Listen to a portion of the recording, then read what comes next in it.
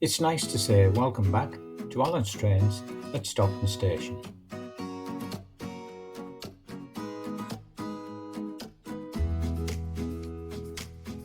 These are the buildings as they stood before demolition, and this was the one that I will start with right at the very beginning of the series.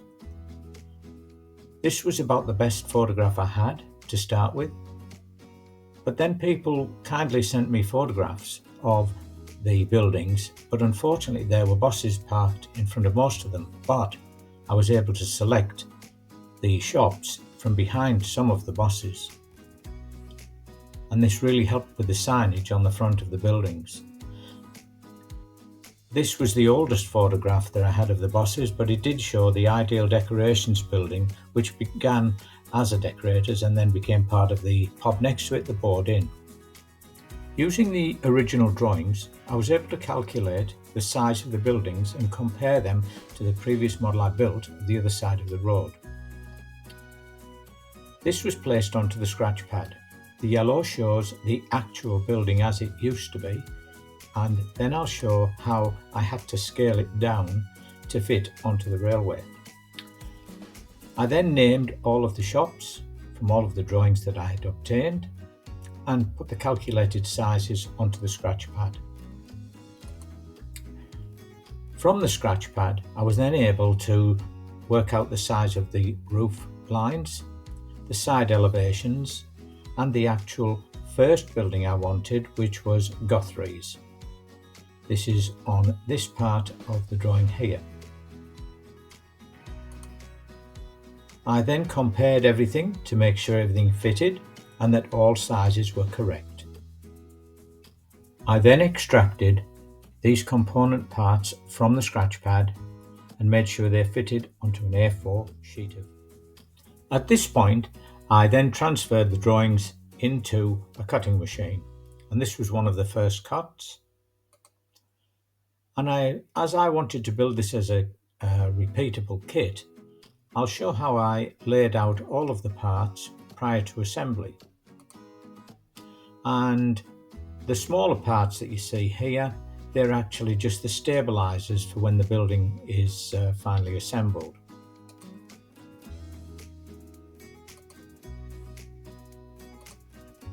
This was the first part that I assembled just so that I could check it for size on the model.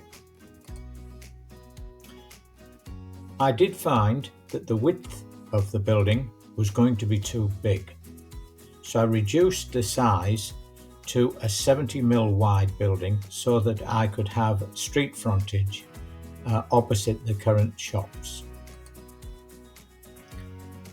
At this point, I also found that the pitch was too steep, so I've altered the pitch and again just went back to the drawings, altered the drawings and did a recut. So after this, I then assembled some of the other parts to just check the pitches on there, and then found that the pitches need changing all round. So this shows the first lot with all of the pitches altered, the floor on the first floor placed in for the flat on the left hand side, the flat on the right, and the main building. I then started fitting in the roof trusses and the interior walls to add some strength to the building.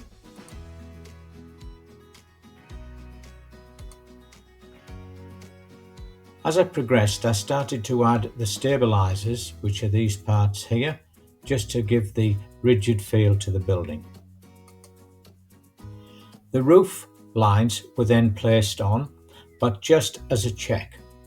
I have not fastened the roof's parts on here at this time, as I want to be able to fit windows with a little bit of ease. This is the top elevation of the building and shows the way that the front of the building cuts into the main roof. I then placed it on the model to just check what it would look like and did I have road width and space for pavements. And this shows that there will be enough for the pavements, but all of the buildings that follow on from the right of this will have to be cut down in width. So this model will then be used as the basis of all of the other 4 buildings.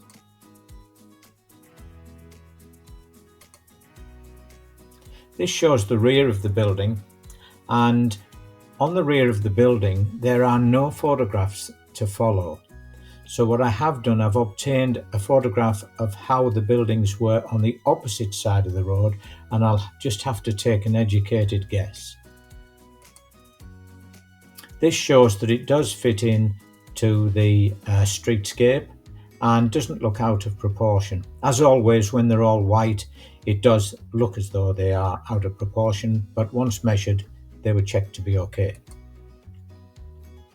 This is with the top flat roofs fitted, ready for the interiors, and also on the left hand side there's a bit of work to do where it was an entrance to the taxi office. This is what the back will look like with the roof on, and again more stabilizers fitted, and the building is now becoming very, very rigid. This is the only photograph that I've got that is representative of what some of the buildings might have looked like in that era. These are from the opposite side of the road, so I'm going to try and create something that is at least representative of that time frame. I hope you've enjoyed the video. In the next video, I'll start on the modelling of the rear of the buildings and also finishing off some of the smaller detail.